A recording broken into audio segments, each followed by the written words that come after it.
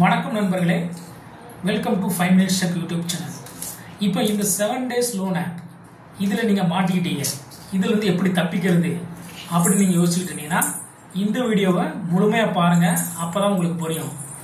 நிறைய 7 days loans ஆப்பை பற்றி ரிவ்யூ போட்டிருக்கிறோம். ஃபேக்காக ரியலாக போட்டிருக்கிறோம். அதில் கமெண்ட்ஸ் நிறைய வருது, நிறைய கால்ஸ் எனக்கு வந்துக்கிட்டு இருக்கு. ஒவ்வொருத்தருக்கும் நான் தனித்தனியாக பதில் சொல்கிறதுக்கு எனக்கு கொஞ்சம் நேரமும் இல்லை. அதனால இந்த வீடியோவை ஸ்கிப் பண்ணாம பாருங்க. இதுல சொல்யூஷன்ஸ் கொடுத்துருக்கிறேன். இதை ஃபாலோ பண்ணாலே நீங்க 7 days லோன் ஆப்ல இருந்து தப்பிச்சுக்கலாம். இப்போ இந்த 7 days லோன் ஆப்ல நீங்க தெரியாம போய் லோன் எடுத்திருப்பீங்க. ஆக்சுவலா நீங்க ஏமாத்த போறது கிடையாது. லோன் வாங்கினவங்க கட்டணும் அப்படிங்கிறத முயற்சிலாம் இருப்பாங்க. நீங்களும் அப்படிதான் இருப்பீங்க.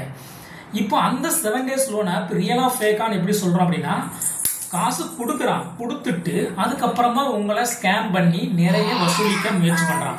அதனாலதான் அதை நம்ம ஸ்கேம் ஃபேக்னு சொல்றோம். அவன் காசு கொடுக்காமலாம் இல்லை, ஃபர்ஸ்ட் டைம் உங்களுக்கு லோன் கொடுத்துருக்கான். ஸோ இதுல நீங்க போய் மாட்டிக்கிட்டீங்கன்னா கண்டிப்பா உங்களுக்கு ப்ராப்ளம்ஸ் இருக்கு. என்ன ப்ராப்ளம் அப்படின்னா, நீங்க கட்டுனாலும் ப்ராப்ளம் இருக்கு, கட்டலாலும் ப்ராப்ளம் இருக்கு.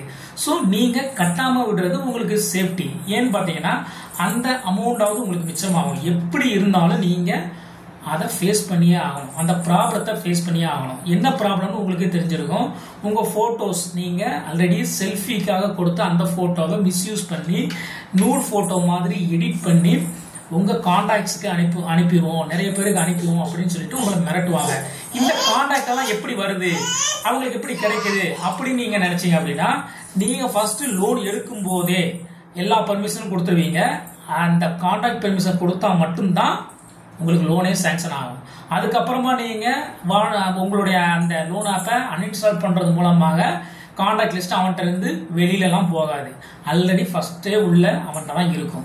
ஸோ இதுல நீங்க பண்ண வேண்டிய முக்கியமான விஷயம், நீங்க இதுல இருந்து எப்படி தப்பிக்கிறது அப்படிங்கிறதுக்கு சொல்யூஷன் இப்ப சொல்றேன். நல்லா கேட்டுக்கோங்க. ஃபர்ஸ்ட் உங்க வாட்ஸ்அப்பை அன்இன்ஸ்டால் பண்ணிடுங்க.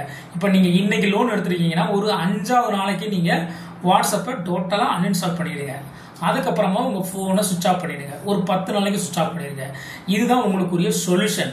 அதுக்கப்புறமா உங்களை தேடி வர மாட்டாங்க. நீங்க அவன்கிட்ட டச்ல இருந்தீங்கன்னா உங்களை மிரட்டிக்கிட்டே இருப்பான். ஸோ வாட்ஸ்அப்பை அன்இன்ஸ்டால் பண்ணிட்டு போனை சுவிட்ச் ஆஃப் பண்ணிடுங்க. Right, okay. மற்ற கான்டாக்ட்ஸ்க்கு எல்லாம் அவன் அனுப்புவான் அப்படின்னு நீங்க நினைச்சீங்க அப்படின்னா, உங்களை ஃபாலோ பண்ணா மட்டும்தான் மற்ற கான்டாக்ட்ஸ்க்கு அனுப்புவான். உங்களை ஃபாலோ பண்ணாத வரைக்கும் அவன் மற்ற கான்டாக்ட்ஸுக்கு உங்க போட்டோஸ் அனுப்பி அவனுக்கு ஒரு பிரயோஜனம் இல்லை. ஸோ உங்களை மிரட்டுறதுக்கான ஒரு டூல் தானே தவிர மற்றபடி எதுவும் கிடையாது. ஓகே, நீங்க இன்னொரு டவுட் உங்களுக்கு வரும். அதாவது அந்த பேன் கார்டு, ஒரிஜினல் ஆதார் கார்டெல்லாம் ஃபர்ஸ்ட் கொடுத்துருப்பீங்க. அது எல்லாமே மஸ்ட்னு சொல்லி அப்ளிகேஷன்லேயே வந்திருக்கும். அது நீங்க கொடுத்தா மட்டும்தான் உங்களுக்கு லோன் சாங்ஷன் ஆகிருக்கும். ஸோ அதை வச்சு அவன் ஏதாவது பண்ணுவானா, வீட்டுக்கு வருவானா அப்படின்னு நினைச்சீங்கன்னா, ஒரு ஃப்ராடு எப்படி வீட்டுக்கு வருவான் அப்படின்னு நீங்க யோசிங்க. கண்டிப்பா வீட்டுக்கு வரமாட்டான். ஏன்னா வந்தா அவனுக்கு தான் ப்ராப்ளம். நீங்க கம்ப்ளைண்ட் ரைஸ் பண்ணீங்கன்னா, லோக்கல் போலீஸ் ஸ்டேஷன்ல கம்ப்ளைண்ட் ரைஸ் பண்ணீங்கன்னா அவன் தான் மாட்டுவான். ஏன்னா உங்களுடைய பிரைவேசியை பாதிக்கிற அளவுக்கு உங்களுடைய போட்டோவை எடிட் பண்ணி அனுப்புறான் அப்படின்னா கண்டிப்பா அது ஒரு RBI ரிஜிஸ்டர்ட் ஆப் கிடையாது. அவனால் லீகலா எதுவும் பண்ண முடியாது. ஸோ அது ஒரு சம்பிரதாயத்துக்கு அவன்கிட்ட ஆதார் கார்டு அட்ரஸும் உங்களுடைய பேன் கார்டும் இருக்குமே தவிர நீங்க கவலைப்பட வேண்டிய அவசியம் கிடையாது.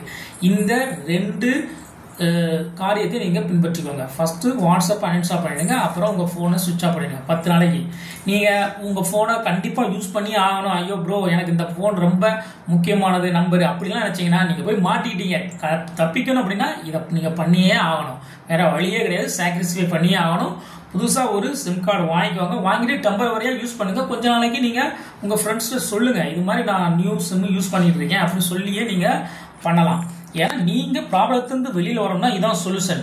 இதை தவிர்த்து அவன்கிட்ட போயிட்டு நீங்க நான் அப்படி பண்ணிடுவேன், இப்படி பண்ணிடுவேன், இல்லை ஏதாவது பண்ணிடுவேன் அப்படின்னு சொல்லிட்டு நீங்க இன்னும் கொஞ்ச நாள் பொறுத்துக்கோங்க அப்படின்னு சொல்லிட்டு ஏதாவது நீங்க மெசேஜ் பண்ணிட்டே இருந்தீங்கன்னா தொடர்ந்து உங்களை மிரட்டிக்கிட்டே இருப்பானே தவிர உங்களுக்கு ஒரு சொல்யூஷன் கிடைக்காது. நீங்க எந்த ஒரு கட்டத்திலையும் அதை ஃபேஸ் பண்ணி ஆகணும். நீங்க அதில் கட்டி விட்டுருவேன், உங்களை அடுத்து விட்டுருவோம் அப்படின்னு நினைச்சீங்கன்னா விடமாட்டான். அடுத்து உங்களுக்கு இன்னும் நீங்க கட்டுங்கன்னு சொல்லிட்டு மிரட்டுவான். இல்ல இன்னொரு அமௌண்ட் உங்களுக்கு அதுல சாங்ஷன் பண்ணிட்டு மறுபடியும் நீங்க கட்டுங்கன்னு சொல்லிட்டு மிரட்டிக்கிட்டே தான் இருப்பான். ஸோ உங்களுக்கு வட்டியும் அதிகமாக இருக்கும். 7 நாளைக்குள்ள நீங்க நிறைய பணம் செலுத்தி அடுத்தடுத்து 7 நாளில் பார்த்தீங்க அப்படின்னா நிறைய 1 லட்சம் 2 லட்சம் 3 லட்சம் அந்த அளவுக்கு இழக்க வேண்டிய சூழ்நிலை வரும். ஸோ 7 days லோன் ஆப்லேருந்து தப்பிக்கிறதுக்கு இதான் ஒரே வழி. இதை ஃபாலோ பண்ணிக்கோங்க. ஓகே, அடுத்த வீடியோவில் உங்களை சந்திக்கலாம். பாய்.